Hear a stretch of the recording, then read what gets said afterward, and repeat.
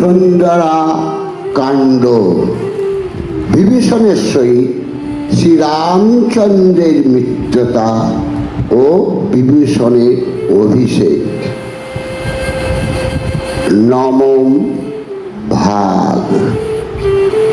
রাজা বলে পক্ষী মম লোভিল শরণ, তোমার সমাংস দিয়া করাব ভোজন।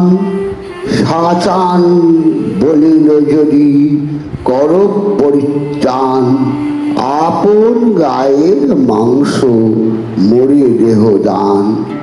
রাজভোগে মাংস তব অত্যন্ত সুস্বাদু, এই মাংস খাইলে মোর ঘুচবে অবসাদ। শুনি সাচানের কথা রাজার উল্লাস, তীক্ষ্ণ ছুরি দিয়া নিজ গায়ের কাটে মাস। তিলার্ধ নায়ক স্থান সর্ব অঙ্গ কাটে, ভোজন করায় তারি যত ধরে পেটে। বইয়া শিবির গাত্র রক্ত বহে স্রোতে, আপন গায়ের মা রক্তে সিংহাসনটিতে। সেই তো পুণ্যতে রাজা গেল স্বর্গবাস, শরণাগত রে না রাখিলে সর্বনাশ। বিভীষণ থাক যদি আইসে রাবণ, হইলে শরণাগত করিব পালন।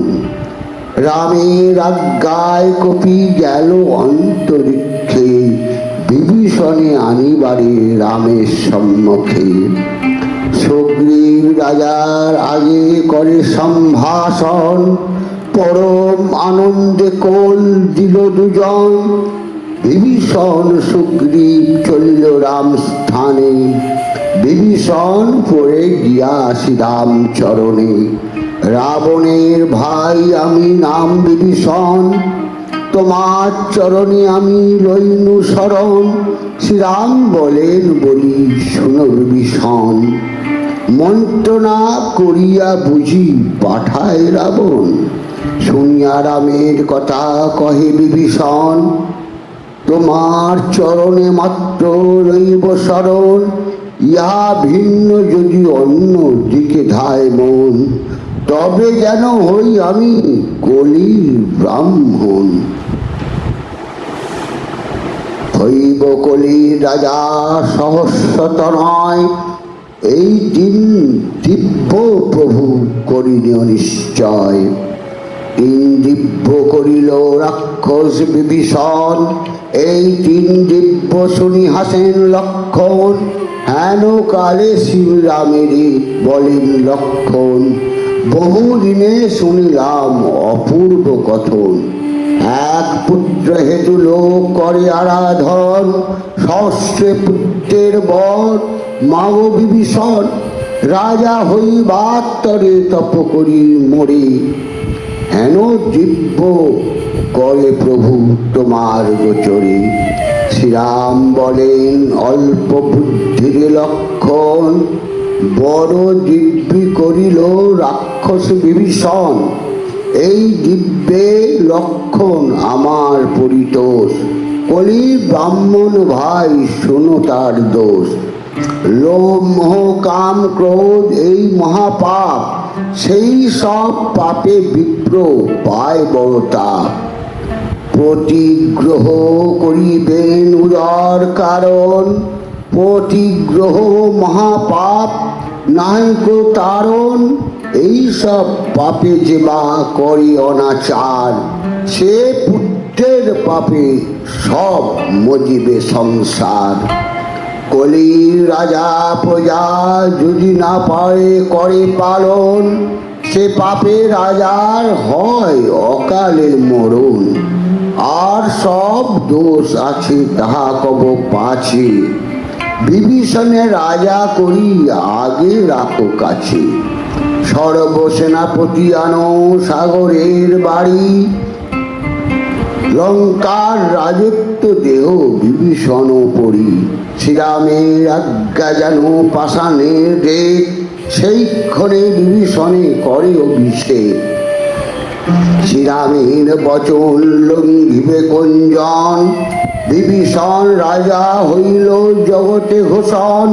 ছত্রদণ্ড দিল তারে স্বর্ণ লঙ্কাপুরী, অভিষেক করি দিল রানী মন্দোদরী। নমস্কার।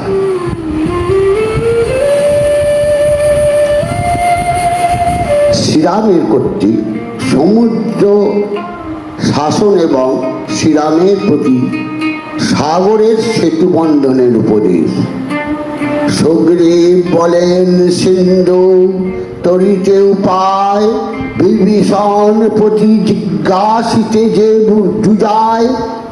শ্রীরাম বলেন বিভীষণ বল সার, কি প্রকারে সাগর হইব আমি পার। বিভীষণ বলে যে সাগর মহিপতি, সাগর খো নিল তুমি তাহার সন্ততি। তব পূর্বপুরুষেরা সাগর প্রকাশে, সাগর দিবেন দেখা থাকো উপবাসে। সাগরের কূলে শয্যা করিলেন কুশে, তদুপরি রইলেন রাম উপবাসে। 3 উপবাস গেল না দেখি সাগরে, কইলেন রক্ষণরে করিত অন্তরে। আজি আমি সাগরের দিব ভালো শিক্ষা, ধনুর্বাণ আনো ভাই কিসের অপেক্ষা।